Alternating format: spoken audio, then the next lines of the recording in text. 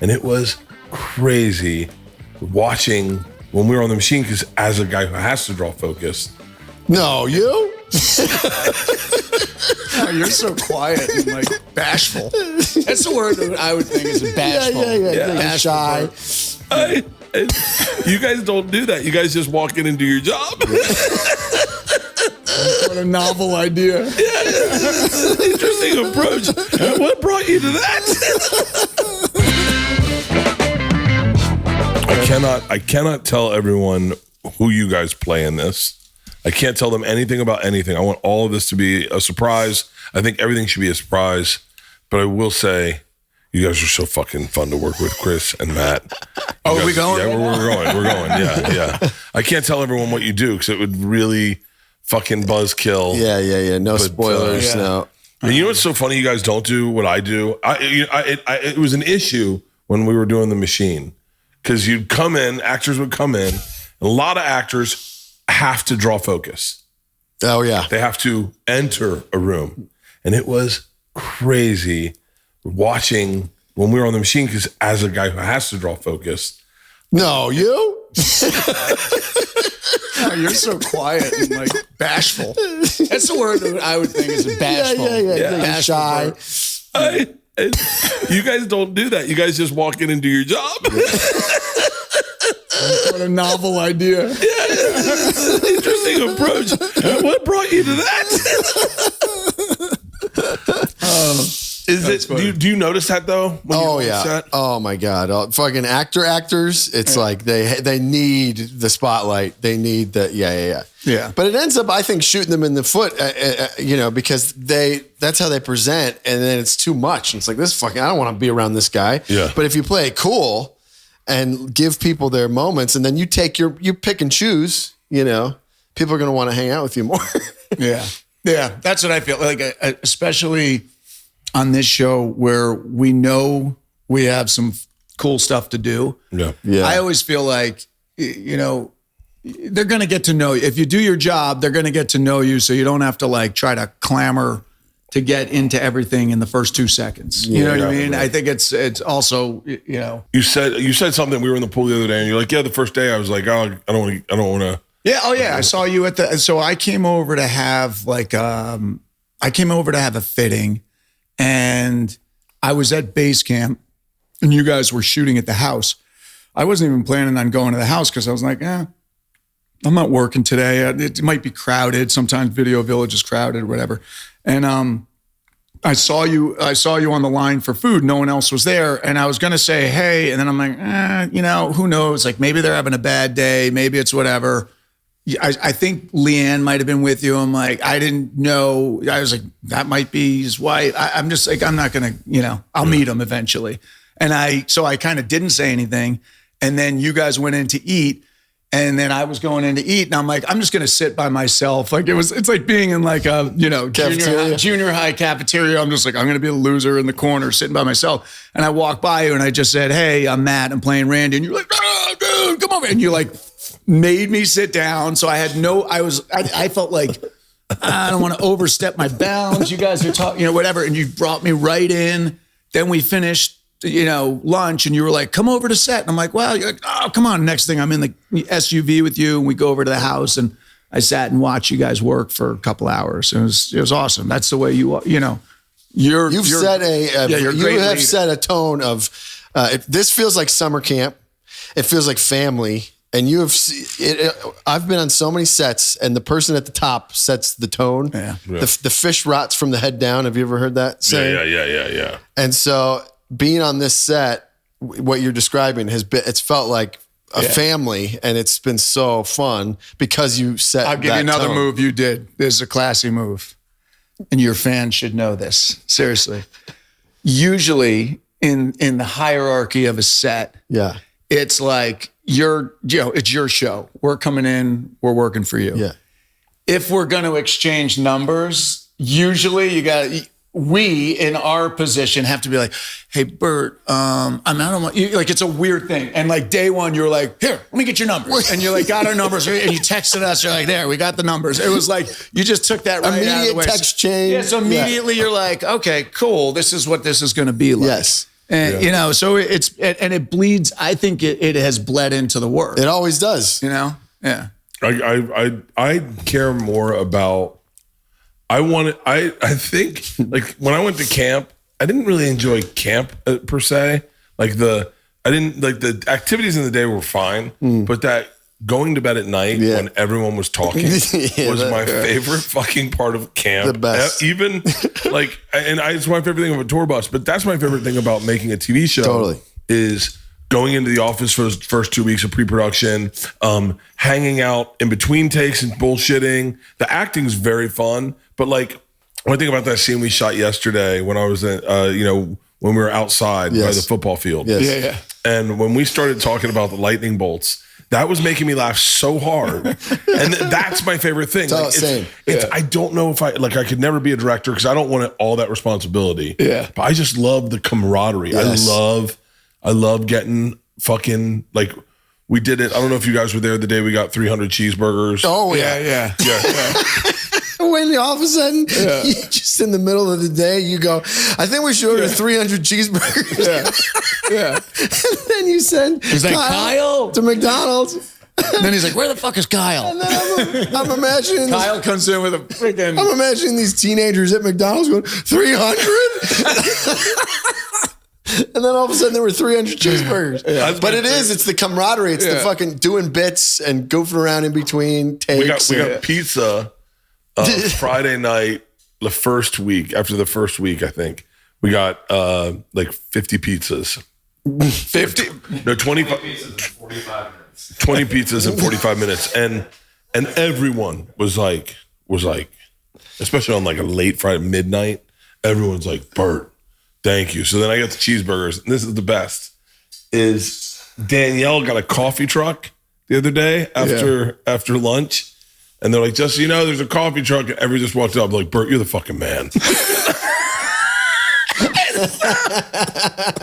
I told Danielle, I go, did you get that coffee truck? She goes, yeah, no one said a fucking word. I go, just so you know, they're really grateful. I got the credit for it, but But like, I think I do TV shows just for the rap party. That's my favorite part about these shows is like, I'm going to really miss this. Yeah. Like when it's over, I'm going to have like severe depression because we're staying in the nicest, coolest fucking. this is... When I first got here, I'm like, this, because I filmed a movie here in Atlanta maybe like 4 years ago, and it sucked. It was at this shitty old hotel, and it was a completely different experience than this. So when I booked this, I was like, fuck, I got to go back to Atlanta. And then all of a sudden I see this place. I'm like, this is like utopia. Yeah. That's like, all he's saying. We're walking around. He's like, it's like utopia. I'm moving down here. Dude, brand new hotel, like beautiful young people running around this park everywhere. Do you know how hard it is to bring your wife here and see all this young, perfect tail in the gym, dude? In the gym, the nicest gym I've ever. The nicest that was hotel the gym. First day we ever. got here, I was like, I just want to see the gym. So I go in, I go to the desk, I go, hey, I'm not working out. I just wanted to check out, see what you have. And they're like, yeah, sure. So I go around and I'm like, you see all the treadmills. And I go, you guys don't have any free weights here? And they're like, oh, no, downstairs. And I'm like, I go downstairs and I'm like, holy shit. It's like a major. 1, 2, there are like 3, 5 squat racks. There are 4, I think 4 or 5 squat racks. Yes. Yeah. There's a bench, an incline bench. Yes. They have all of they're not Smith machines, but they're It's like techno gym. Yeah, they have all the techno stuff. gym. Then they do have a Smith machine over in the corner as well. They've got assault bikes. They've got rowers. Yes. They've got the greatest stretching device I've ever used in my life. Oh, that like jungle gym thing? Jungle gym. So thing. good. And then they've got a sauna. They've got a cold plunge. They got a steam. It is. And then the name of the hotel is the Fourth. And I'm saying that if you're ever coming to Atlanta, stay at the Fourth. It is so nice. And let me tell you, especially if you're a bunch of young boys and you're going to come down for a bachelor party, because every fucking Hollywood actress is at that bar. Yeah. Every Hollywood actress is at that gym. I mean, I'm talking fucking, what was the name of that girl, Kyle, that you saw and you're like, that's the fucking, remember the fucking hot chick when back early, Lily or something?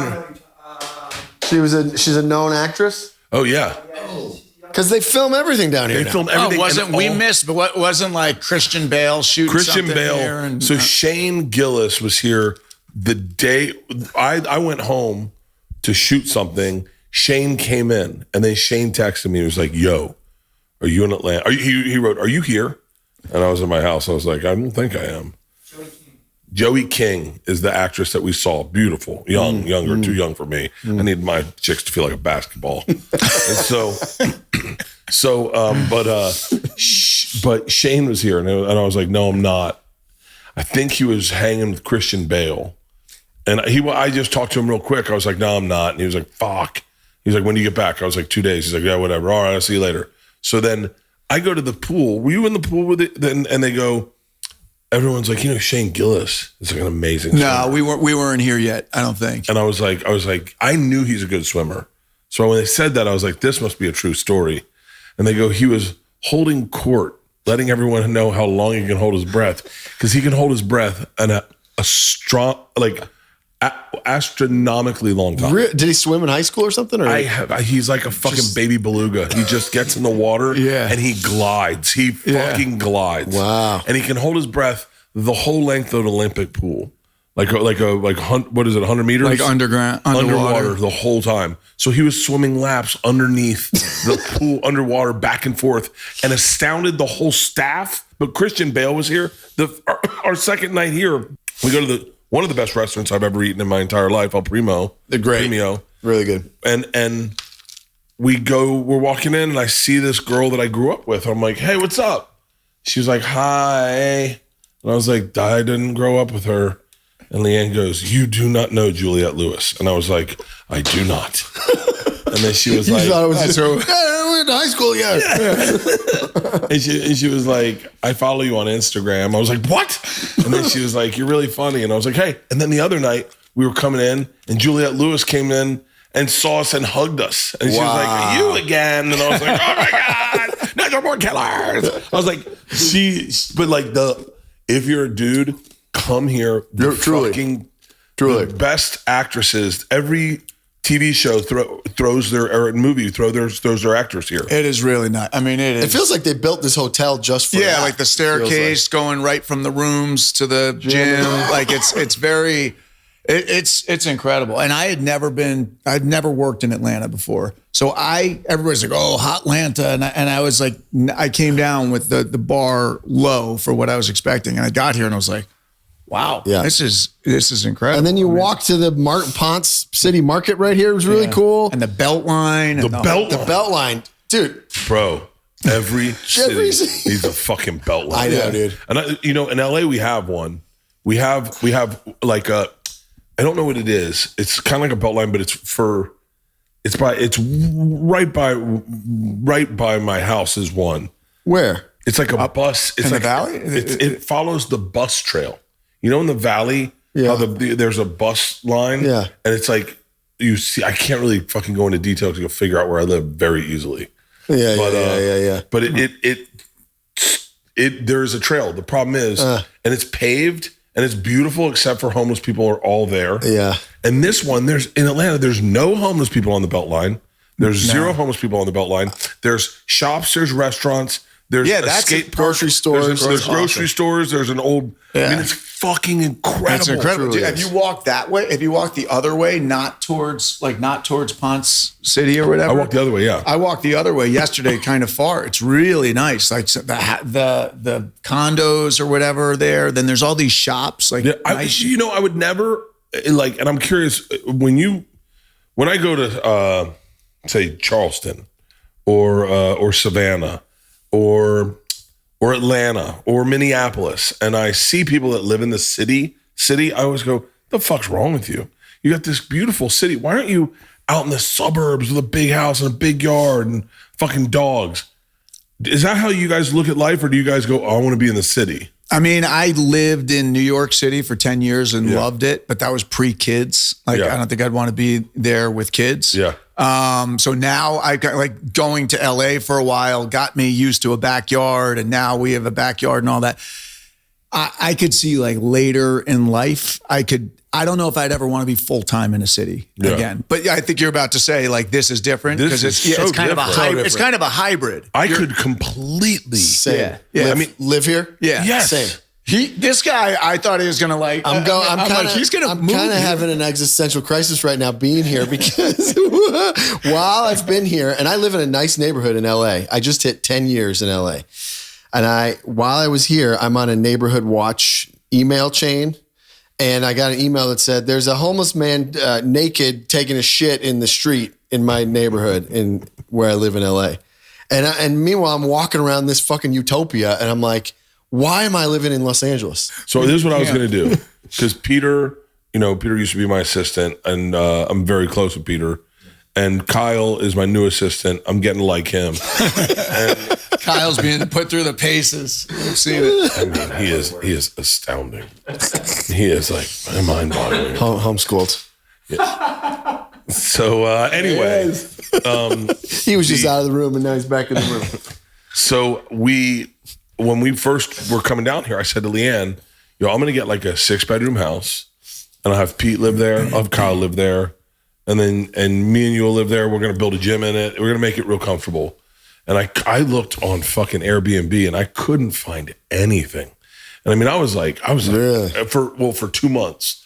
And I was like, I had a budget. I had a legit budget. And then I was like, fuck it, I'll just stay. I was like, I'll just stay in the hotel with everyone. I was like, I like being around everyone anyway. Like, you know what? I'll just stay in the hotel. And the first day I got here, and I was like, this hotel's pretty nice. I remember Pete sending pictures of the gym because he got here 2 weeks ahead of me. I was like, this is nice. This is nice. Then we got to my room, and I was like, I walked in, I love the smell of it. And I went, I like the smell. And we got 2 bedrooms. And all of a sudden, a guy who's a spatial snob, like I wanted the big house. Yeah. I was like, I could live in a fucking 900 square foot apartment. Dude. I could live in a 900 I feel the same way. Yeah. I could. I don't need for There's much. less shit. There's less shit around. There's less shit. I clean my room easy. Yeah. I was like, I could do this, especially if Leanne and I had separate rooms. That's the key. You were saying that you guys like to fucking love sleeping alone. How long have you guys been doing this? It's been a while. I think ever since I started throwing up in my throat and breathing in my lungs.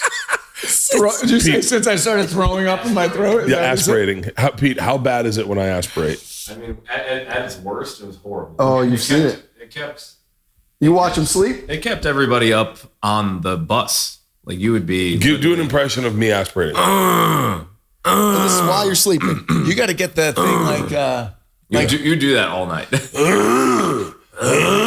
You got to get the thing like Billy Bob had in Goliath. It's like for sleep apnea. Sleep apnea. Do you have that? No. So you put a mask on. My aspirating happens because I drink and I eat. If I eat late, I aspirate. Yeah. And last night I was like, I'm just planning on aspirating because I'm eating pizza. I was like, do you have acid reflux? Oh yeah, dude. I think that's what that whole cough was the whole first week. Yeah.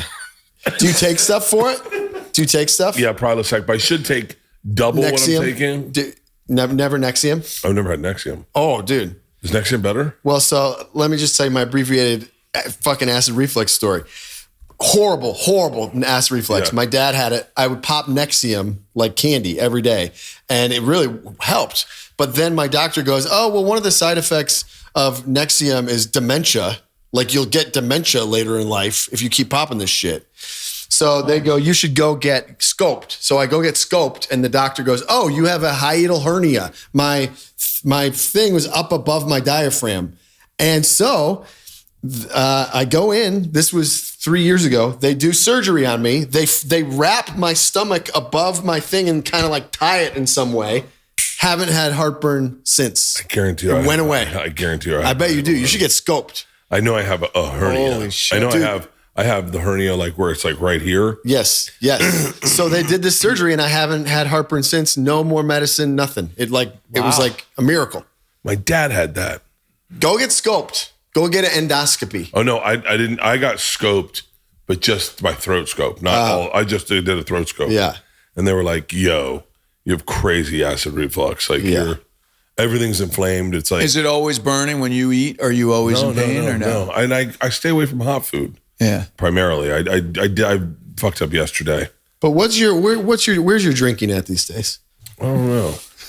It's actually, I would say, more under control than it's ever been. Is that Although, yeah, without a doubt, because I don't drink for 24-hour stretches, meaning like I will have a drink at midnight when we wrap. Yeah. I'll drink until 2 and then I fall asleep and I won't drink from 2 until midnight. So like 21 hours distance between drinking is pretty good. Here's where drinking gets bad for me. Today, when the fact that we wrapped early, I was like, God damn it. I'd rather be on set all day because I don't want to have to get off your phone. What are you saying? You have free time? If I have free time, especially with nothing to do, I literally went over to the market with my daughter Isla, and there's a martini bar, and I was like, I could, because it's so sexy to just get a martini in the afternoon. Like weekends are tough for me here. I'm like, you know what, cold beer. When Leanne and I were on the Beltline Sunday, and I was like, and I'd done good Saturday, and she's like, I could get like a fucking frosé or something, and I was like. What I want to say to her is, hey, I'm really trying hard to like be good, not drink until it gets dark. Can you not say that? Can you just shut the fuck up and not say something that casually I can green light? And my brain goes, hey bud, we're not going to do that today. Remember, this is Sunday. We want to feel good for Monday, so we're not going to drink until late. And I go, I love a frosé. And next thing you know, we're drinking frosés, which is like the grossest thing to drink in the world. And then I'm like, and then the wheels come off. I go, then the floodgates. I go, there's a brewery I've wanted to hit. So we stopped by the brewery, and then I was like, yo, let's go to the pool. And then we go to the pool, and I'm like, another Tito's and soda, another Tito's and soda. And I was like, what time are we doing dinner?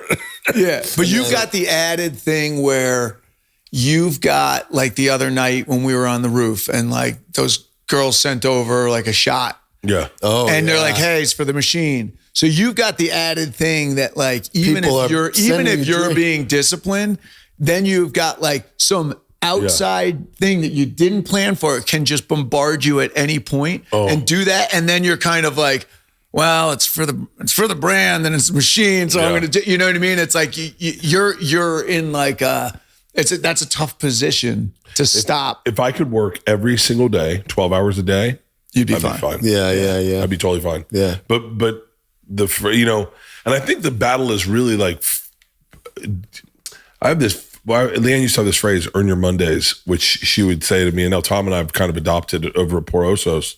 But the idea is like, bust your ass. Yeah. And then just earn the day you want to fucking fuck off. Earn the day give yourself a day to fuck off. That's like my philosophy being around you. It's earn the Bert. When I'm on my own, I have to be super disciplined. So that if you text or call, you're doing something, I'm like, I got to go get the Bert experience, but I've earned it. Because when I'm on my own, I'm like super dialed in, and then I'm like, I could do whatever. I feel. I also don't ever. And this my last executive producer told me.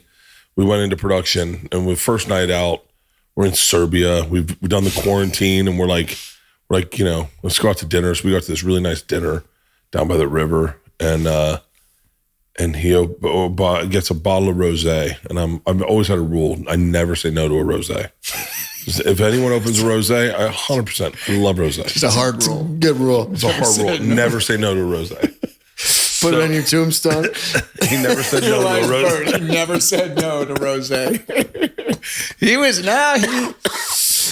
stuck to that. I said to Kale, I go, no, I think I'm going to be good. I don't think I'm going to drink this production. And he went, what? And he kind of said this, and he regrets saying it now, I think, because it's horrific advice for an executive producer to give their talent. But he was like, yo, I didn't hire like white knuckle sober Bert. Like I hired fun party Bert. And he was like, listen, I can't tell you if this is going to be successful or not. What I can tell you is if you love being here and you're having a blast every minute you're here, that will show up on the screen, and it'll show up in the dailies, and everyone during the day, everyone will feel that energy. And he's like, you need to live this like it's never going to happen again, because he goes, it may never happen again. So don't look back and go, well, I was very disciplined, but that didn't work out well. He goes, look back and go, that was a fucking blast. I don't give a fuck what happened. I had so much fun. So that was my approach to this, was like, I'm just going to have a blast every chance I get and try to be healthy and get some rest and work out. I've worked out every single day we've been here. Yeah. I've never missed a call time. I've never drank on set. I've drank in the second he calls rap, Kyle hands me a drink. But that's my philosophy is like, just have a fucking blast. Because, who knows if this is going to be a hit? You never can tell why things pop and why they don't pop and why people like something or don't like something, or maybe fucking Mandel will hit a homeless guy with her car and all of a sudden the show's like, guess then it's not going to come back. You never know. Yeah, you never know with Mandel. You never know. And so.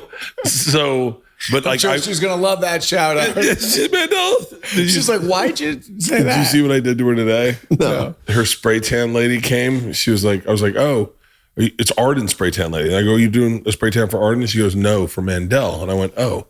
I go, well, hold on, let me knock on her door. And I knocked on the door and I go, spray tan. And Mandel's like, who? I go, spray tan. I go, oh, my bad. I thought it was a dude. And she was like, who is this? And I go, spray tan. And she opens, she goes, God damn it, Bert, I'm in a fucking robe. But to answer your very short question, which sounds like an alcoholic trying to deny that he has a problem, I think I'm doing great. I mean, it's fine. Yeah, that's right. I don't know. I don't even know why you asked. I don't know. But let me. I do want to say one thing. You did something the other day that was very cool to me. That was very nice at the pool, because I don't drink. I used to, but I stopped, and I actually just hit 11 years not drinking. It's awesome. Yeah.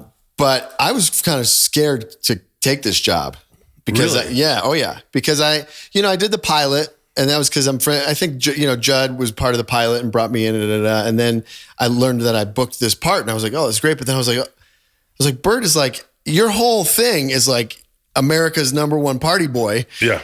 And I'm like, fuck, am I going to go down there and is it going to be weird? And is he going to be like bummed out that I'm not like partying? But you came up to me at the pool and you said, I didn't realize that, I didn't drink. And you said, I'm sorry if I ever pushed it on you, which you didn't ever. Yeah. But that was cool of you to like say that, I thought. Well, I like sobriety. I think sobriety is cool as fuck. Yeah. I think people don't understand that, like, my brand is more impulse and joy. It's less just getting fucking wasted, because like getting wasted, it's like there's a point of diminishing returns. Yeah. And so like day drinking is great if you do it every now and then, but you can't do it all the time. Yeah. That's why I really enjoy this like literally 20-hour break from drinking. I think it's the key. If you could just do 20 hours between every drink, that would be fucking great. That's so great. I mean, there's got to be a doctor. Huberman's got to do something. Huberman is going to do it. Do your buddies all, like your close crew, does everybody drink, or has anybody stopped? I think Rogan's sober. Is it? Yeah, he stopped. I think he stopped for good. Mm-hmm. The last time I was with him, he wasn't. Does Tom drink? Yeah, but Tom's kind of dead inside. So like, Tom's the kind of guy that he drinks like an FBI agent, where he's like, yeah, I'll have one. And then he sips on it and you're like, what are you mocking it? Either drink it or don't drink it. Right. Like he's like a gay guy who doesn't know he's gay yet, who's fucking chicks in high school, but he's like, ugh. It's like, I'm like a straight guy fucking chicks in high school. That's a good analogy. Ari drinks too much, I think, definitely. Who? Ari Shafir. Oh, yeah. Yeah, like he sent a text the other day. It was like, we were talking about Jeff Buckley. Jeff Buckley. Love Jeff Buckley. Yeah. I always thought Jeff Buckley was the blind guy in Roadhouse. Jeff Buckley's he's dead, right? Yeah, great guitar player. Do you know how he died? Drowned? Yeah. Yeah. I think it was in the Mississippi. In a river. It was the Mississippi River. And he thought he'd jump in. Yes, that's right. Stone sober. I think he was stone sober. Yeah. And a big tugboat came by and the wake swept him out. Yep. Yeah. Holy shit. Yeah. Yeah. And he was like this virtuoso, great singer, songwriter. Yeah. And I fucking just discovered him. I mean, everyone knows Hallelujah, but wait, how'd you get on him? What was? How did he just come up just now? You were because I was Ari said, "You'll probably die away like that." Oh. And I said, "I'm glad I asked." Wait, what was the Jeff Buckley reference? Oh, then I'd probably die like him. Okay. and then I said, I'm definitely outliving you, and he said, "Definitely is a fucking strong word to use in that sentence. And he goes, buddy, it's a coin toss who's going to die first. And I was like, you're right. And he was like, we'll both outlive Tom. But, and then I wrote, I feel bad for Joe because he's going to have to go to all our funerals. Because he's going to live forever. Right. He's going to live until he's like 120. Yeah. I could see you living a long time. Yeah. Like a Keith Richards kind of. Yeah, exactly. Just like a tremendous life force. Just Yeah. Oh, yeah. Who was telling us? Someone the other day was like, "Oh, if your legs are strong, that's a sign." Someone told us that the other day. Was it Lily? Oh yeah, It was Lily. Was it Lily? Yeah, it was She Lily. said if you It's have the most strong legs, important- and she was like, "You have strong legs, you're gonna be, Yeah. you know." It's most of what longevity is these days is muscle mass. Yes. Yeah. If you have muscle mass, Totally. then you live a very healthy, long life. Yes. The second here, I mean, I don't know anything about death or anything. I've never experienced Death? Yeah, I've never done it. I haven't done it yet. I don't even know if it's real. No, it's just Hadn't happened to conspiracy. me. Hadn't happened to me. Do they die? Do they? I've never seen it. Maybe they just fucking go somewhere. I don't know. Maybe there's an island. Could be. Yeah. Could be. What I've experienced is the second you can't fall, you're fucked. Then life is on a fucking thin ice. The second you can't literally fall. The second you Yeah. can't, like because your bones are too brittle. bones are brittle. That's the thing I was told. It was like your flexibility affects your balance. You got to lift weights so you can have strong like bone density. Bone density. Because that's the biggest thing that takes people down is they're off balance or they fall in the shower. They break something. You break something. You go to the hospital. You go to the hospital. You get disease. You get infections. Wow. I adapted only because it was an easy fix. That if I just lifted weights and worked out every day, I was like, I work out every day. I lift weights every day or lift weights every other day. Like this is different. I'm doing the elliptical a lot because I'm just need to burn calories in the morning. Yeah. But I go every day. And then that'll be the fix. And so that's what I've been doing. But you look at like Rogan, he's like 57, 58. Yeah. He does not look, he's the most jacked human being. No, if you, I feel like I know guys like that. If you take care of yourself, you can go pretty, you don't really, it really slows down the aging. Yeah. You lift like a fucking strong man. Yeah. I think I lift irresponsibly actually. Because you're going for like vanity numbers? Is that what you're saying? No, I have an OCD thing that I don't want to be able to not bench 300 pounds. Yeah. And so I did 325, and now the other day was like a test. We were doing 80% of our max bench 6 times. So I was like, all right, 240 is my max bench. And I was like, but I go, here's the deal. I also don't want to get hurt. And I'm like, I don't want to fucking pull a pec. Yeah, Didn't you say you just did 275 5 times like last week? Well, it slid off the. I made fun of these fucking little Gen Zs or whatever the fuck they are For putting clips on. They put clips on. You know what you got to do? I swear this is not self-promotion. You got to find the thing from Huge in France. We have a scene where I go, "You got to clip it, bro," because there's a guy lifting. He didn't clip it, and the thing falls this way and then falls that way. Dude, my whole childhood there were 2 rules. You don't clip in your fucking weights, and you'd never say no to rosé. And you never say no to rosé. Those were the 2 rules. The 2 rules. My dad taught me. We never clipped it, and it says 45s. And then the other side's flat. Well, the 45 went face in. That was the other rule. Yeah. Always. These 2 were like, 45's out. It's out. Well, now they don't have. You got to be able to see what you're benching. Now a lot of times they don't have them that way. Now they're like the same on both sides. Like these ones at this. And they always clip them in. And I've made fun of them for clipping in weights. And then the other day I was like, did it all fall off? We were doing, I don't know how we got to 275. Yeah, I want to see how high I could bench it 5 times. For reps. And so I got 275. I do a clean fucking 3 on 4 as I push up. Kyle goes, whoa, and it's just sliding off. And I go, I rack it. I was like, motherfucker. I go, we clipped 135 the other day. We were like, just clip it all. There's no reason. That's hysterical. Wait, so you did 325 for one? Yeah. I So saw that's that. your max. That's online. Dude, Somebody that- it was like a bet, So right? I recently have gotten to 225, which is 2 plates. Yeah. And that, do you have Google over there? Google what percentage of human beings can bench press 225. Because it's like less than 1% globally can bench press 225. I don't know. I wonder. So what I then could you do now. benching 325 But what I told puts you is, it's you, crazy. that makes you one of the strongest people on earth. Yeah. You'd be shocked how many people can bench 225 is like, that's the threshold. Once you get to that, it's almost indistinguishable who can bench 325. So like, But that's another what does it 100 say? pounds. Less than 1% or 1 out of every 1,000 people. Less than 1% bench of 225? human beings can bench 225. So that means I haven't done barbell. So that means I'm in the top 1%. Yeah. I'm sure you could Yeah, probably. but I don't know. It's still 1%. Like it doesn't. no, if you can bench 3, that's another 100 See what pounds. percentage can bench 325. What are your thoughts on Just like, 315. 315 is 3. do you ever do dumbbell presses? Yeah, like yeah, that's yeah. what I do because Yeah. it's like better for your shoulders. Yeah. At this age, and I don't know what I could You could do bench hundreds. right now. I We have did- no we idea. did- The most we did. I ever did was probably strong, in dude. college was maybe. But 325, that puts you in probably What is it, 0.00000. Kyle? 0.02. Holy cow. So you're one of the strongest people on earth. I always go into places. I go. Think about that. Think about that. I'm These guys are definitely- like, oh shit. You are. You're one of the strongest human beings on the planet. Kyle's still like freshman year. He's like, you put on 45s. He goes, put on 210s on each side. And then do you remember the climb you do in freshman Yeah, year? yeah, yeah. Once you got to 45s on, you were like, all right, now I'm one of the men. And then you're like, all right, put 5s on. And then you do 8. And then you go put 10s on. You do 6.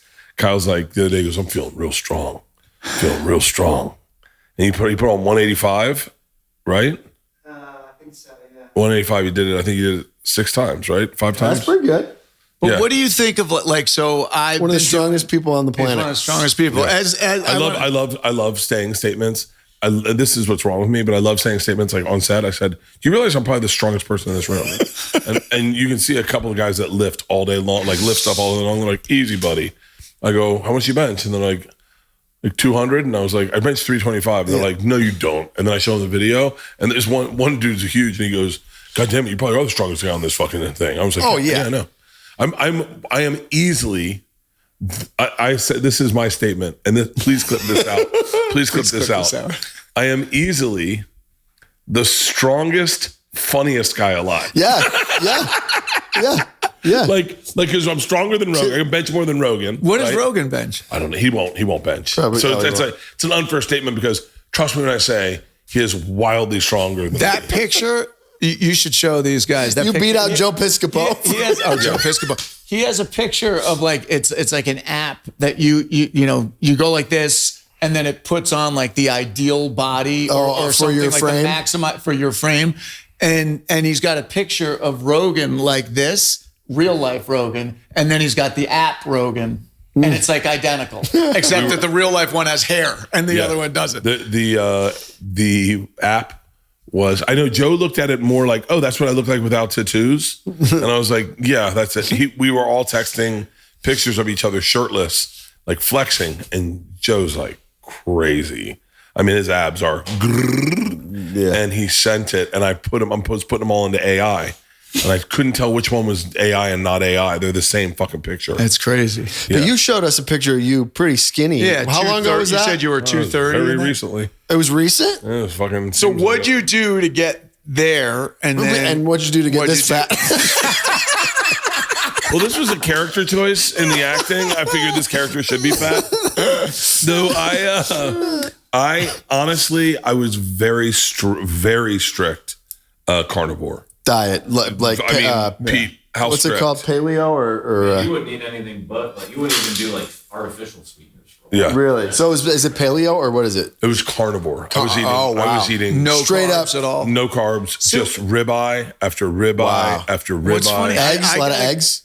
fucking eggs yeah. and ribeyes. Wow. I got the guy that I'm working with is shout out Jay Ferrugia. He really knows his stuff, and he's like, he doesn't buy into the no carbs. Yeah. He's 50 and he's jacked and shredded, and he just like kind of you can have carbs. It's just depending on what your goals are. It's more or less, but somehow like because I find that to be. I mean, did you find like that's unsustainable? Like you can't like because you really do crave carbs. I mean, no. Once you get to a certain point where you stop craving them totally.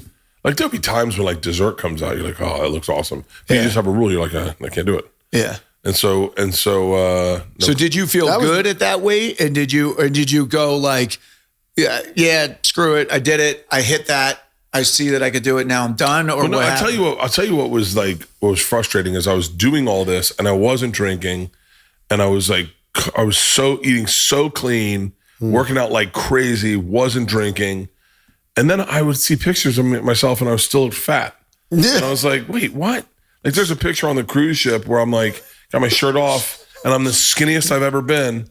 And I still have a belly, and I'm like, motherfucker. And you're like, well, if I'm still gonna be fat, then I'm just gonna fucking eat. Yeah. And now I am, I'm 250, and I'm like 30 pounds heavier, 30 pounds heavier than probably I'm my skinniest.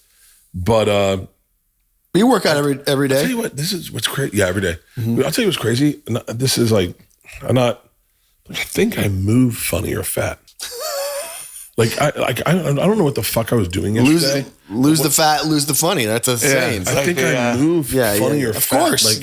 Like I was just running all I had to do was like get to a spot, turn and see someone.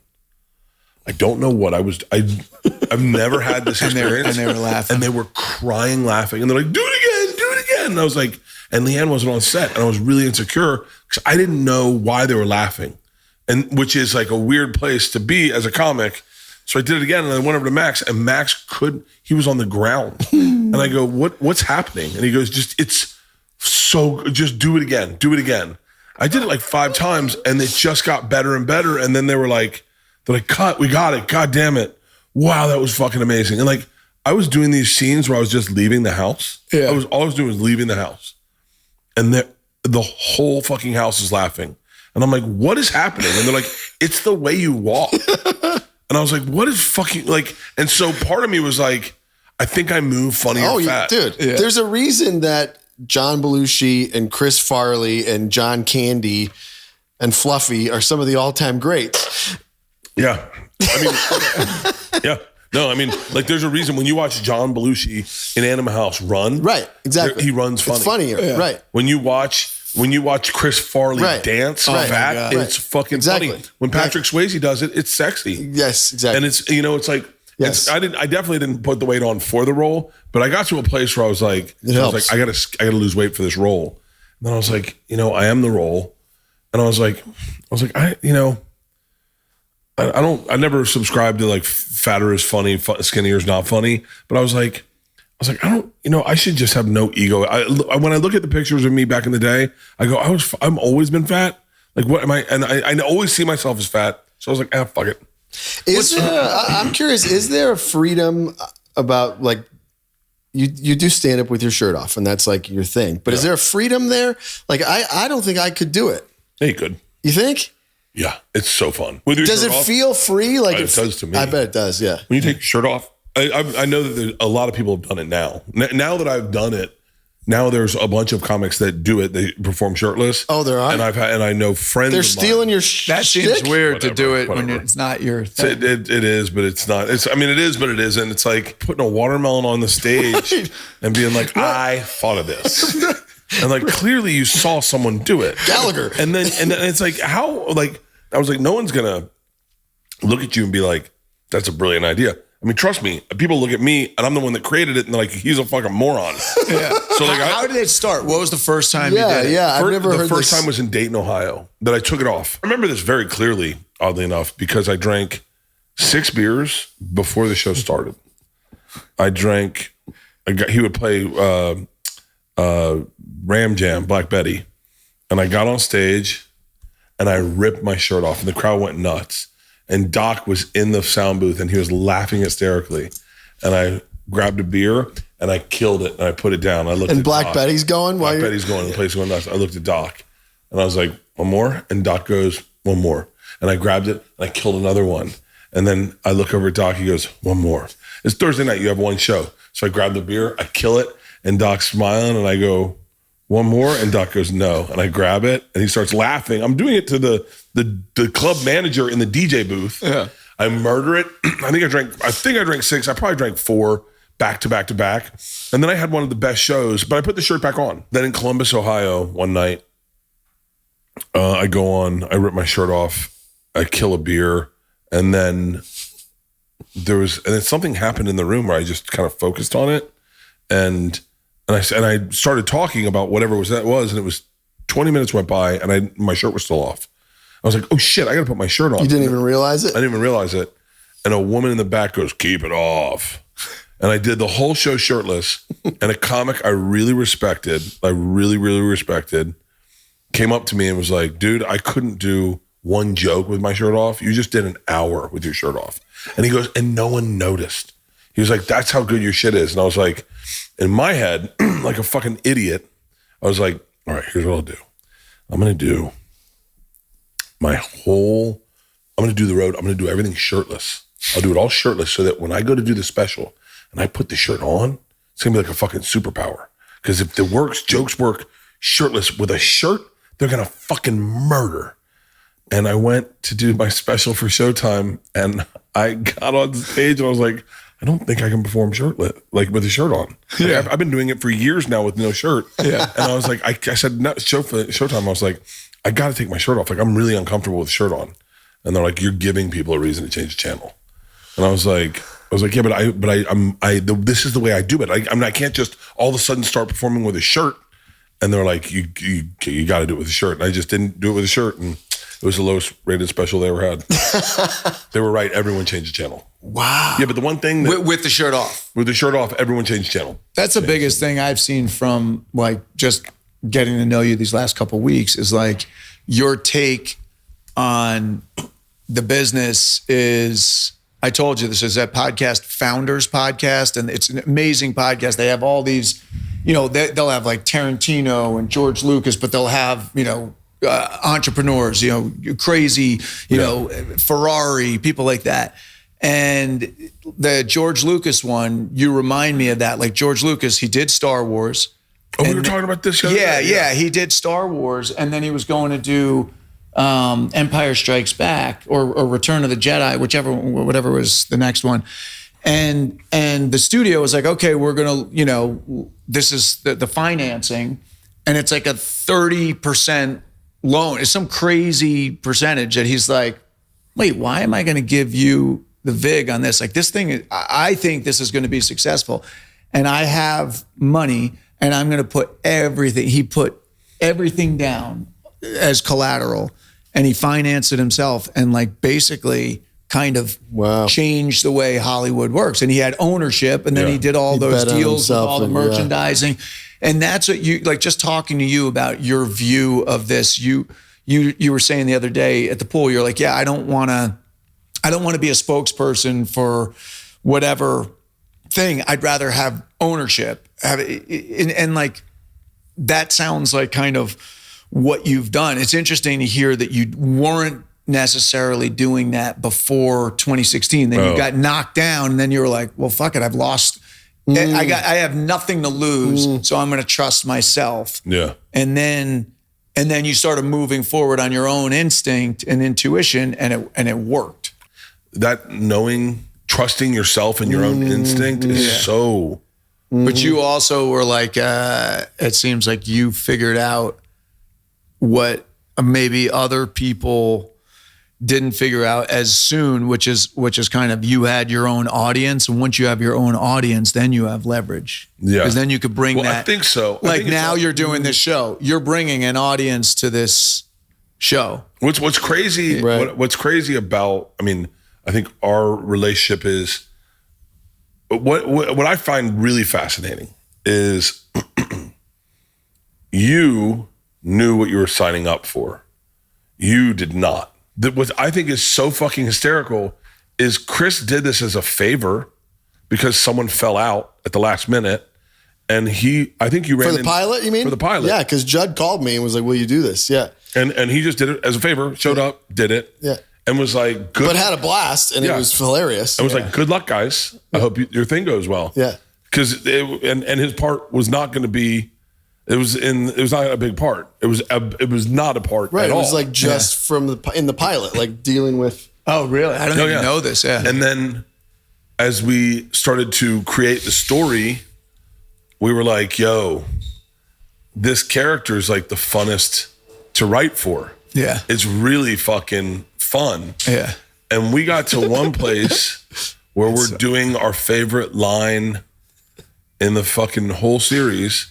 And I said to Jared and Andy, I go, hey, I got to ask you, what if he reads this and is like, I can't say this shit? And they're like, what do you mean? I go, have we closed a deal on him? And they're like, no. And I go, what if he won't do it? And they're like, Is it about him? Yeah. I go, what if he gets this? And he's like, and then Andy goes, wait, he doesn't know that he's in every episode. And I was like, wait, he doesn't know that he's in every episode? And he was like, dude, he thinks, and he goes, and then Jared ran into you and you were like, hey man, how did your project go? And Jared's like, wait. I was at a premiere, I saw him, yeah. And Jared's like, you're like the co-star. And he's like, huh? And he's like, yeah. And he was like, oh wait, we haven't talked to you about this? And we got so nervous because with your sides, you knew what you were saying. Like you read them and go, I would choose to do this role. What you were getting yourself into. Oh, yeah. I mean, he just played a guy in a pilot that was pretty normal. Yeah, pretty he was normal guy. Yeah. And so that I find that those two experiences. Well, Then I asked if I could read the scripts before, and they said no, they wouldn't send them to me. Yeah, because I think, and then the best is the first night he gets here, he comes off 3 nights of Fish, and then comes in 3 Fish concerts in a row in Charleston, and I see him at the elevator, and he's like, I was like, hey, come up, have a drink. He was like, I'll get up there with you. He's like, I don't want to drink, and I didn't know you didn't drink. I was like, well, I don't give a fuck as long as I drink. Yeah. And I was like, hey man, have you read any of the scripts? He's like, no, my agent's read some. I go, do you know you're in this a lot? And he was like, I am. I was like, even when you got here?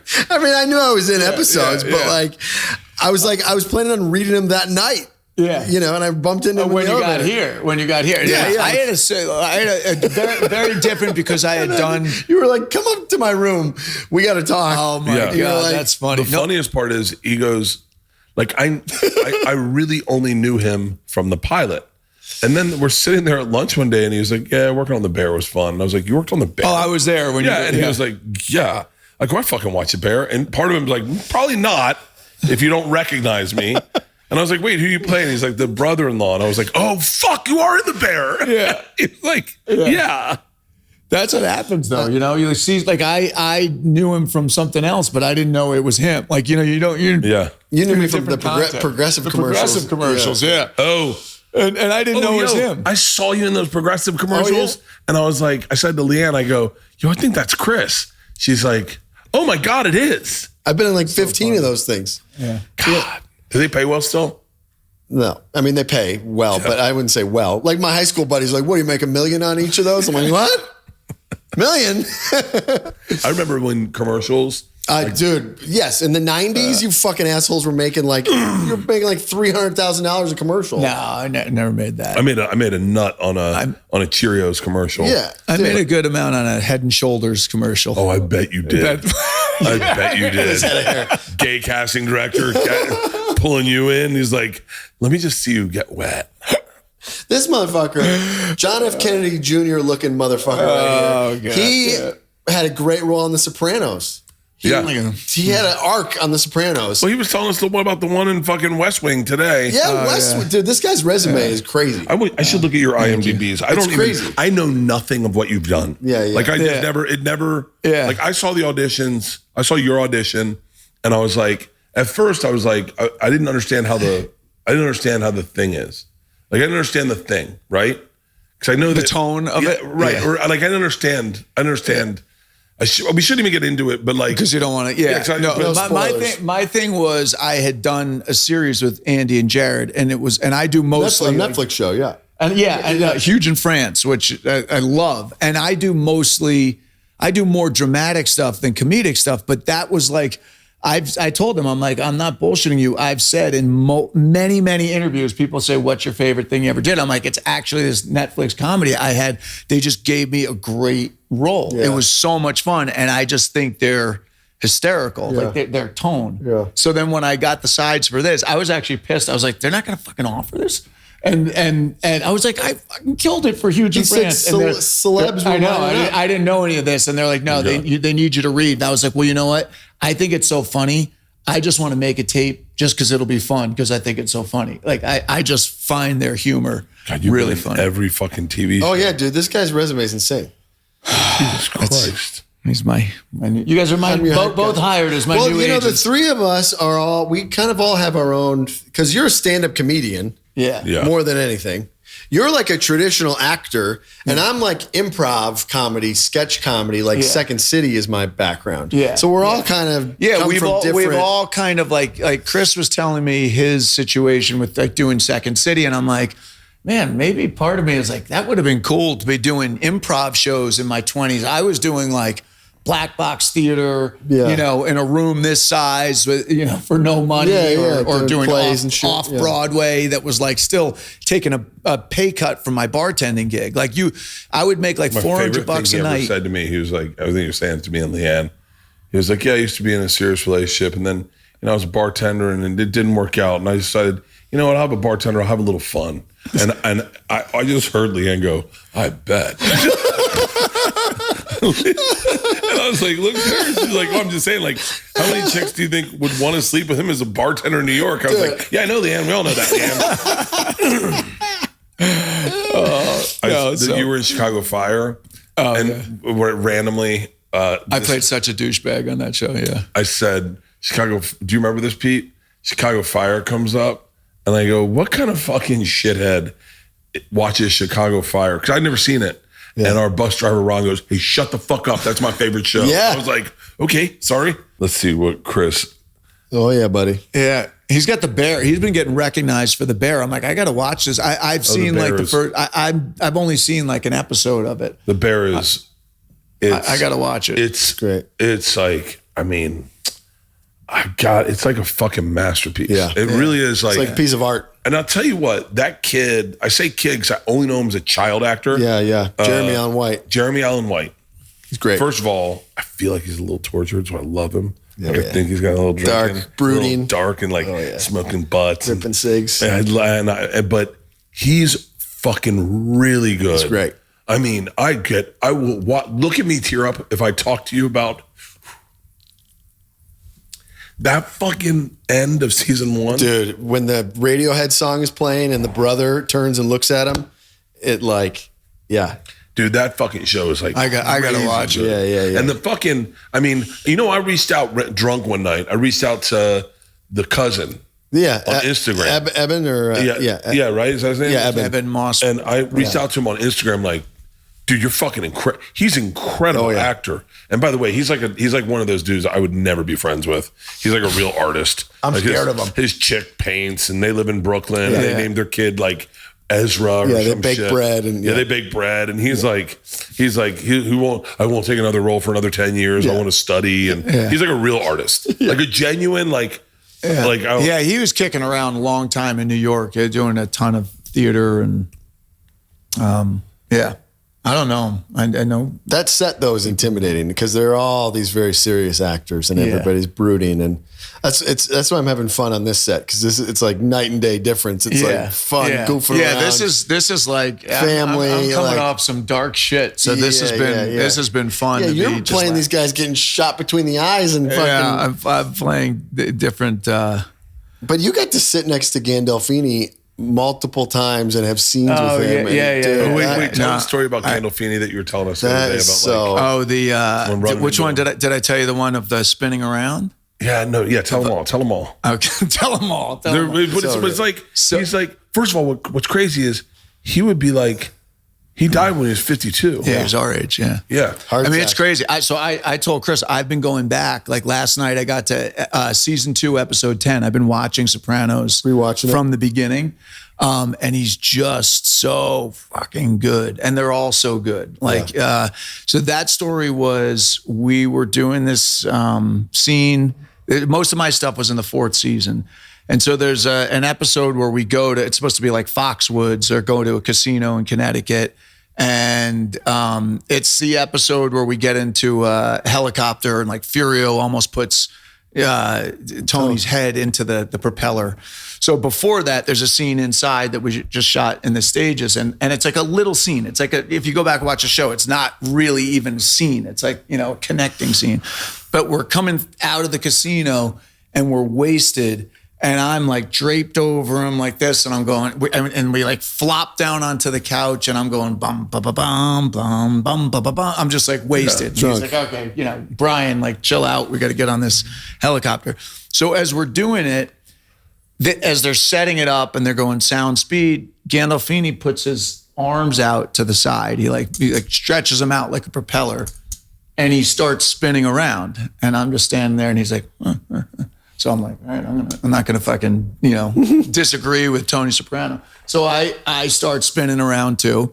So we're spinning around, they're going sound speed, and then they go action. And I put my arm around him, and the whole room is fucking spinning. So you're not playing drunk. You're literally like, we're both completely off balance. And we go in, we do the scene. We do like maybe 4 takes of it. And we're just sitting there as they're like changing, the lens or whatever. And I'm like, oh, and I just was trying to make small talk at this point. I'm like, I kind of feel like a jackass in front of these guys. And he comes over and he puts his hand on me and he goes, hey, don't worry about them.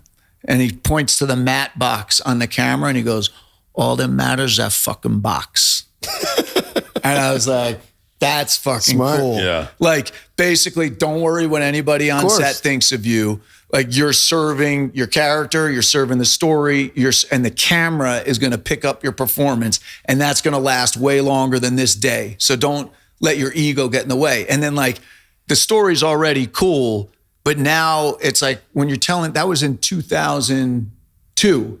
So we're 23 years later and everybody's still watching the show. You're like, wow, he wasn't kidding. Yeah. Like that lasted, it outlasted him. I mean, it's crazy. I mean, he's so good. Going back and watching him now. So good. I actually just texted Lorraine Bracco the other night because I'm watching their scenes when he goes to Melfi? Dr. Melfi. And I said, I missed so much of the show. Like, watching it now, I have teenagers, I have elderly parents. So a lot of it is hitting me very differently. And it's way funnier than I realized. And then, like, I was watching her performance and I'm like, she is amazing. And so I said that to her. I was like, I don't even think I fully appreciated what you were doing when I watched it back then. Did she respond? Yeah, she was like, who is this? Appreciative. Who is this ? Yeah, she was like, who the fuck are you? She was like, and how'd you get this number? No, she was very appreciative. I'm like, no, I mean, it's pretty cool to go back and watch it. And then it's also cool because it was like, I'll never have, even if I get a huge break at this point in my life, I've got kids. I'm older. I've had more life experience. I was 30 and it was like, when I got that job, the show was huge. Oh, yeah. I knew I was going to be on a chunk of it because the material for the audition was like, you could tell there was an arc. So it was a big deal. And it was like, I went from, bartending, and if someone would say, what do you do? It was like a 10-minute monologue I worked the counter at California Pizza Kitchen and I bartend at Blackfin and Turtle Bay, whatever. And I'm also trying to act, and then when that came out, it was like, I'd be on the subway and people would be like, yo, you're Tony's boy. And you're like, that's crazy. Hey, what do you do? I'm on the fucking Sopranos. They're like, why are you riding the subway? I'm like, because I didn't really get paid much. Yeah, there'll never be anything. So that's like getting to play for the Lakers. Yeah, totally. Like there will never be another. Like when I got it, it was just huge. I mean, like that was such a. I proposed to my wife in August. September 11th happened 2 weeks later. I lost 2 guys I bartended with that worked in the trade center. Knew a bunch of firefighters I bartended with, and somehow none of them died. It was a crazy time in the city. And then that was December, like right before Christmas. I got that, shot it. That was 2001. I shot it 2002. Got married September 7th, and my episode started airing September 15th. It was a crazy little period of time, you know? And then like went out west for pilot season that year. And like everybody was like, oh my God, Cousin Brian, we love you. And I was like, where's my show? I thought I was like fucking made. I got shit. I was out there for 4 months. I got shit. I went back to New York with my tail between my legs, and I bartended 2 more years after that. Oh my God. And then I got West Wing like in 2005. But I mean, that's what, I mean, I have the podcast and a book called 10,000 No's, and people are like, oh, that's a cool name. I'm like, it's not really hyperbole. I'm like, it might actually be like a low number. I mean, it's like, you know, as you guys know, it's just a, you know, you get kicked in the balls every day. And I mean, it's amazing. You have experiences like this, and it's amazing. You get that you're even getting paid to do something that's this much fun. But there's a lot of times where you're just like, you know, it's sparse. I mean, at least for me, you know. When you're sitting at a 7-Eleven parking lot and some comedy manager is asking you how long you're going to do this. Yeah. It is a roller coaster, these fucking careers we've chosen. It is. And the perception is that it's like, you know, the perception. Are you happy now? Now that you're kicking ass? I mean, like, do you find that having the success that you've had now takes away a lot of the stress and like, you know, so funny. Yes, I am very happy. I'm very, very, very happy. I'm probably the happiest I've ever been in my entire life. Yeah. But I think that's a little bit of a mindset that I choose that. Like, and even if I get sad or bummed out, like I choose to be happy, and I choose to put things in my life to make me happy. Like I like picking things to look forward to. Like Leanne and I are going to see the Red Clay Strays and Sturgill Simpson and Red Rocks. And so I guess that to look forward to. It's little tricks for happiness. But as far as career goes, I'm the happiest I've ever been. I'm not the least stressed I've ever been.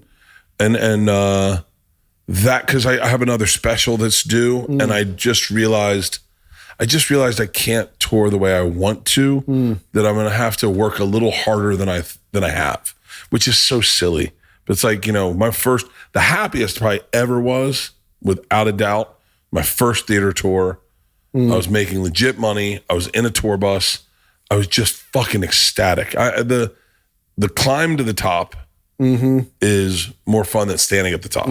From our conversations and from most actors I know, there is something about this, like the journey, and the struggle and fighting, and you got a chip on your shoulder, and you want to fucking prove yourself. There's like something about that's we could bitch about it, but there's also something about it that keeps you hungry, like, it keeps you fired up in a way that you have to just kind of like manufacture that. It's almost like you got to do like the Michael Jordan and just like create drama and competition to push yourself, because it actually doesn't necessarily exist outside you. You gotta, you've almost got to made it to the mountaintop. It's like getting pussy.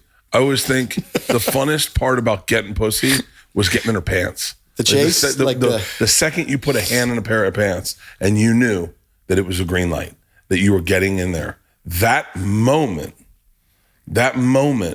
was so fucking heart fluttering. The second you could slide her pants off her and you knew it was about to happen, that you're saying it's better than the orgasm itself? No. I would argue the orgasm's the worst part. Really? Because you know it's the vacation's over. God damn it, I don't think I love this girl. And now I got to fucking sleep next to her. Back to the brain and you're just like, what have I just done? What have I done? And you're like, wow, this is over. You know, like I only have 1 or 2 of those. I dated pretty much everyone I fucked, but the getting, The chase, getting the number, the chase, the getting the number, and then going out on a date and making out, and then her being like, well, "What are you doing tomorrow night?" And then you're like, the heart racing, and then the fucking moment you get them naked, and you know it's gonna happen, and you're shaking, and your dick's never been harder. That's the fun part about this career. This podcast would be so much cooler if I didn't have a teenage daughter. I have two. I'm like, just like listening to you, and I'm just like, I climb into the fucking. It's so funny. Like I will be making the show is more fun than having the show. Right. Like I will be so sad on that last day. That's life. It's about the journey, not the destination. Yeah. That's I love development more than I do making the thing. Making the actual thing. Like the development is fun. Is sit down, let's coming talk. up with the ideas. Yeah, and then once you start locking in on ideas, sometimes you're like, oh, we're going in the wrong direction. And yeah. But then, I love having a problem. I love having to have to solve. Oh, yeah. I love, what, can I tell you what I love the most? Acting is really fun. I very much enjoy it. And I working with you guys has been so fun because you're both different actors, but you're both so much better than me that like my insecurities in some places, and not to spoil too many, have been covered so well by how good you guys are doing that the things that I'm not doing turn into funny. It's difficult to explain. The first, I think you know what I'm talking about. I hear what you're saying. Yes. This part, right? Yeah. Where like I don't know what the fuck's going on, but you guys are clearly driving the scene, and everyone's laughing, and I go, as long as everyone's laughing. You just trust. I never cared about anyone's process. Obviously you've seen my process. It's pretty lax. If you would even call it a process. You listen better that you don't get. I don't think you give yourself enough credit because you're a good actor. You really do listen well, and you leave yourself alone. I don't think you actually even are aware of. That's hard to do. Like you will listen, and that, like a lot of people are trying to fill it with a lot of stuff. Right. I don't think you do that. I think you really just are present, comfortable in your skin. You're actually just listening. Yeah. But what it's funny is like every time I do something, I get a little more addicted to acting. And then I was when I've said this, I was like, I don't really give a shit. I don't have any people out there that I want to act with other than Jonah Hill. You were saying that. I want to see him act. He's one of my favorite actors. Andy and Jared were. They said he's the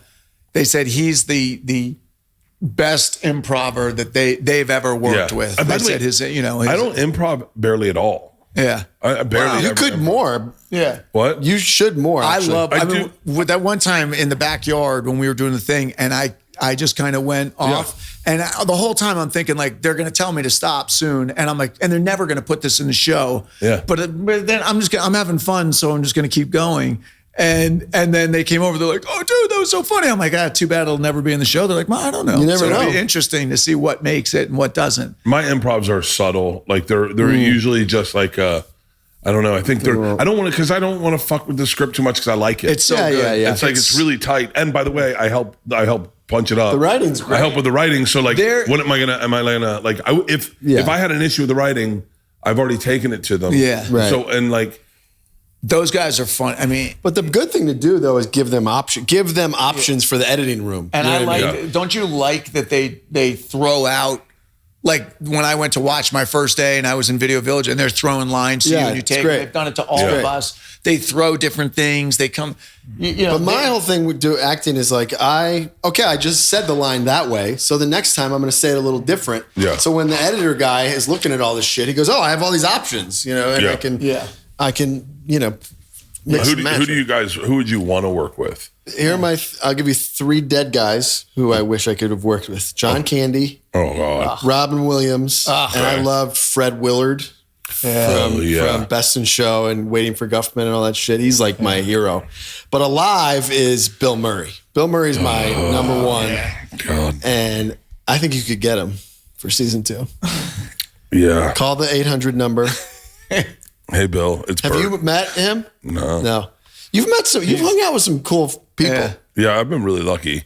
I've met. You're friends with Ric Flair? Yeah, I'm like legit friends with Ric Flair. My dad, we were at. Were you with me, Kyle, or was it Pete? When we went to WWE. Just recently? Yeah, we went to WWE, and then the next morning, my parents was in Tampa, so I was like, "Yo, why don't we all go to lunch, and then we'll go catch our flight?" So my parents come over, and we walk in, and I always kind of like, especially in Tampa, I'm like, because I know so many people in Tampa, I always kind of get a table in the like kind of hidden a little bit. So we were behind this little nook, hiding a little bit, and all of a sudden Ric Flair walks up. He goes, "You gonna come to Tampa and not call me?" And I was like, "How you doing?" And my dad does not know who Ric Flair is. Woo! So he thinks that I have a man that owns a strip club that I owe money to. I mean, he is like, and Rick is with that's the 5 of the baddest bitches you've ever seen. Oh yeah. He is with 5 of the hottest chicks. And he claims 10,000 for body count. Rick. I think he's adding numbers. Yeah. But he was, and I didn't know this, but he was going in for surgery like the next week. He's had massive surgery here. Like yeah. But let me ask you this. What's the biggest perk about being famous? Your level of fame. And then what's the worst part about? The niceness people are to you. Yeah. Like people are so nice to you. Yeah. Like those guys that work valet, they know who I am. Yeah. They're just always nice to me. And now look, they're nice to everyone. They're valet, but with me, it's a little extra. Yeah. Like, "What's up, Mr. Bert?" And I'm like, "How you doing?" "Nah, dope shirt." And I'm like, "Oh, thanks." Yeah. Man, your fit's like, it's like that kind of just and I'll say this, and I know this is that you're not supposed to enjoy fame. I know that's like the brand that comedy should be, is like, you should. There's the reluctant famous guy, like Adam Sandler is the reluctant famous guy. Yeah. He doesn't care about fame. He doesn't care about how he dresses, but he is still making movies. So like, so like there are perks, and I think he'd have to admit this, but like when you make someone's day and they run into you and they're like, "Holy shit, dude, I'm your biggest fan," and they can quote things and like you have no idea, and then they take a picture and you feel them shaking. That is like it's like a drug to me, where I feel it and I go, "Oh man, that felt great." Or especially if it happens in front of your parents, or it happens in front of your kids, and you like someone likes you and they're like, "Dude, you have no idea. I fucking quote your specials." Like there's a lady so great. How could you not? Yeah, when someone sees you and they light up, I mean, that's got to feel great. I mean, I'll say this candidly, is like, I think it makes Sandler probably uncomfortable. I don't think he's an extrovert the way I am. I know you're a people person. I am, and I know Shane and Tom both are not extroverts. They are funny, but both of them would rather probably be alone or be at home or be with their boys than like be out in public walking around. Like if I got nothing to do, I will walk to Ponce Market and walk and go shopping and get food and have a drink and sit next to a stranger and start a conversation. Yes. Like I am a natural extrovert. So that's my favorite part. I once real quick heard someone say to Shaq, they were like, "You're one of the most recognizable people on the planet. Is it a pain in the ass?" And he said, "No, I love it, but I'm a people person." Yeah. And some people aren't people, and they probably hate it, like you're describing. I'm sure Sandler, I take that back. I mean, I met Adam Sandler walking down the street one time in New York, and he was cool as fuck. Yeah, totally. I go, "Hey, Adam, you're the fucking man." He's like, "Thank you." And he's with his parents, and he goes, "Hey," and his dad was like, "Hey." Yeah. But I'll tell you, what was the one I was going to say? The worst part. So then what's the other side of the coin? Is losing control of your narrative. Like once you're overexposed like I am and you're so out there, all of a sudden like people don't like you, but they never really met you or they never really tried to like you. They're just like, fuck that guy. Because you pop up in their newsfeed a lot. Right. And they're like, "Who's this fucking asshole with his shirt off?" That kind of bums me out because there's a sweet spot of fame where you're like, it's just all you get's love. You're just getting so much fucking love. And and Big J Okerson explained this to me. He's like, your love way outweighs your hate. But then there's going to be a group of people that just dislike you. Yes. And I do it. I'm guilty of it. There's fucking guys where I go, "Oh, fuck that guy." Like he's just everywhere. Who the fuck is this guy? trying to think of someone. I haven't done it in a while because I'm the guy. Because it's happened to me that I try to notice it and identify it and go, hey man, he's just trying to fucking work. You know, like Pedro Pascal. Yeah. Like now it's happening. It's happening to Pedro Pascal. Because he's was the guy everyone loved that everyone's gonna find a way to fucking hate him. Yeah. And now they're like, oh, so you have anxiety, so you touch people's faces. Now they're turning on him. Yeah, now they're turning on him. Yeah. What is He touched, like grabbed some lady's chin. It was just a creepy move, and now it's blowing up on the internet. But yeah. But it's like, that's the only thing that sucks. Can you pinpoint a time where you were like the perfect level of fame? Like, where it was all mostly love and. Yes. Right before the movie came out. Once the movie was the thing that was the tipping point, I think, because you become like it was like it streamed at number 1 on Netflix for like almost a month. What year was that? This is, I mean, and you are, and I'm saying, I looked at the Google Trends back then. I don't not look at them now, but it was like crazy fucking high, and that meant a lot of people were Googling, who the fuck is this guy? Why am I fucking getting him in my newsfeed? Who the fuck is this? And why is he on Netflix? Who the fuck? Why is he shirtless? Why is it, and then that was like right before, probably the day before the movie premiered. It was the perfect. It was like, it was like love and and then movie premiere, and you're just in front of too many people. That's all it is. It's a numbers thing. Really, it's a tipping point, and all of a sudden, in front of too many people. It's like it. I think, and then obviously I've been talking on podcasts for fucking 15 years, and I have way overshared. So like, if you're looking for a reason to dislike me, you'll find it. Oh, 100%. Yeah. And then if you're going to be an honest soul, you can't try to get in front of that narrative. You just got to go, I just got to keep saying what I'm saying. It's like, look at Tom Cruise, biggest movie star in the world, can do no wrong. He's gay. What? He's a Scientologist. You're like, it's Tom Cruise. He's given us so much joy. Final question. Are you good at not reading the shit and looking at the comments and shit? You're good at that? Yeah, I'm really good at it. You are. Have you always been good at it? No. Really? Yeah. Because I can fucking spiral.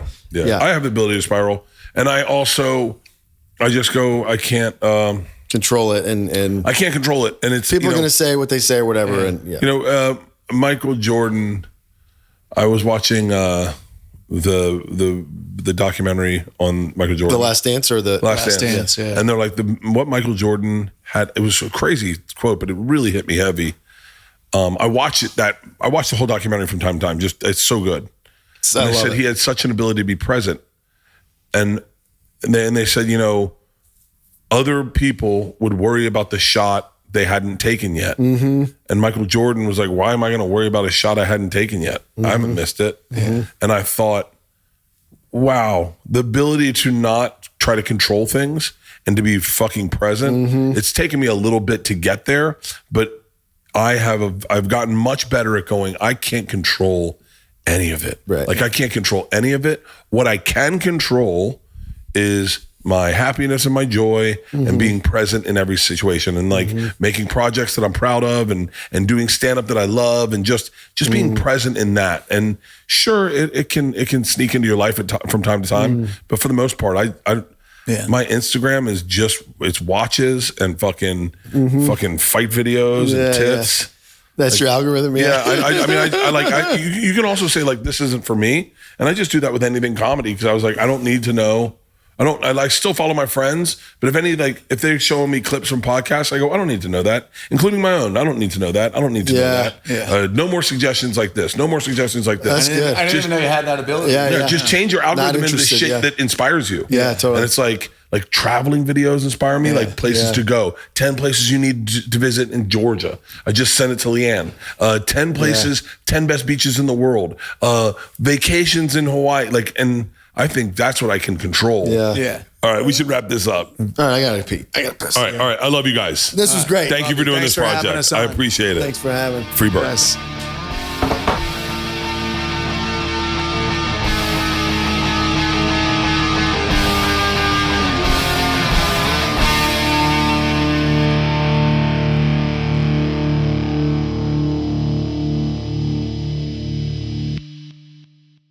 This episode was brought to you by The Machine.